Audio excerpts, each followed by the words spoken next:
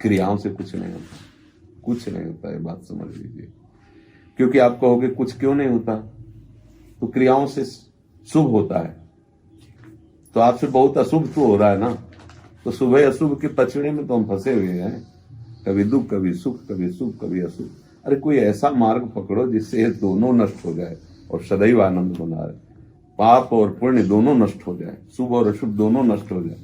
अशुभ जो है वो लोहे की जंजीर है और शुभ जो है सोने की जंजीर है, लेकिन बांधने का काम तो दोनों कर रहे हैं। मुक्त तो हम हुए नहीं ना, पर ये मुक्त होना कौन चाहता है? सबका प्रयास ये रहता है कि हमसे ऐसे दान्य पुण्य बन जाए कि जो हम पाप करते हैं वो नष्ट हो जाए, हमें कभी दुख ना हो। असंभव। अगर शुभ का कर्म जो आपने किया है उसका फल है, तो अशुभ जो कर्म किया है वो बिना फल दिए नष्ट नहीं होगा। अवश्य में भोक्तव्यम कृतम कर्म शुभाशुभम, भगवान की वाणी है। अगर बचा जा सकता है तो एक ही उपाय है, भगवान की शरण में हो जाओ, तो वो दोनों खत्म कर देंगे आपकी, न शुभ न अशुभ। शुभ में जैसे स्वर्ग आदि लोक गए, अशुभ में नरक आदि गए। शुभ अशुभ दोनों का बचाव पक्ष रहता है, तो यहां गए मृत्यु लोक में आ गए, अलग अलग लोक का। और भगवान की शरण में होकर के हमसे जो भी शुभ अशुभ बने या बनेंगे, वो करुणा निधान पर गुण अवगुण जितने भी हैं वो हमें बांध नहीं सकते, क्योंकि हम प्रभु की शरण में फिर वो सम्मान कर देते हैं। ये बात समझ में जल्दी की।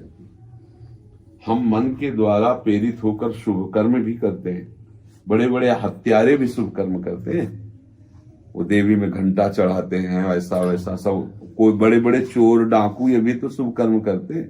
ऐसा नहीं कि कोई भी सृष्टि में नहीं जिससे केवल शुभ हो या केवल अशुभ हो, ऐसा नहीं हो सकता। प्रकृति है 3 गुणों के द्वारा बनी, सतोगुण रजोगुण तमोगुण।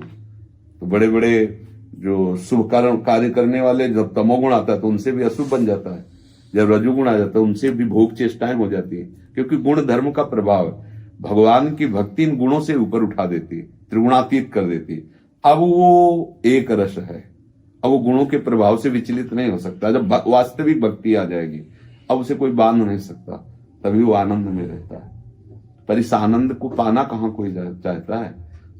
अंदर की बात बता रहे हैं, लाखों में एक की बात हम नहीं कहते, लाख में नहीं, लाखों में एक की बात हम नहीं कहते, बल्कि सबकी बात कह रहे हैं कि हमारे शुभ कर्म हो।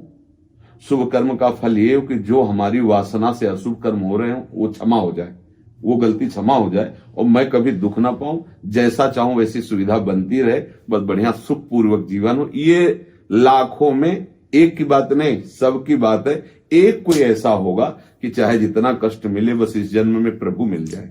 मैं मुक्त होना चाहता हूं, झंझट से मुक्त होना, ये छल कपट रूपी संसार से मैं मुक्त। कोई बिरला एक होगा, नहीं तो लाखों की अंदर की भावना यही होती है कि आप जो कहो मैं करने के लिए तैयार हूं, हमारा परिवार सुखी रहे, हम जैसा चाहते हैं वैसा हम जिए, हमें कोई दुख ना आवे, कोई परेशानी ना आवे।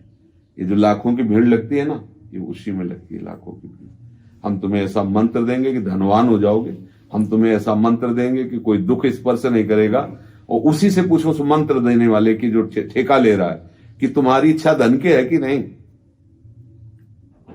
अगर इस मंत्र से धनवान ऐसे हो जाते कि इच्छा न होती, तो आप पहले हो जाते। अगर आपके पास ऐसा कोई मंत्र है कि आपको दुख ही नहीं मिलेगा, तो आपको तो कभी होना ही नहीं चाहिए था, आपके पास तो कई मंत्र होंगे। लेकिन इस मार्ग में जो सच्चे मार्ग के पथिक होते हैं वो यही उपदेश करते हैं, यथा लाभ संतोष सदा काहू सो कछु न चाहूंगा।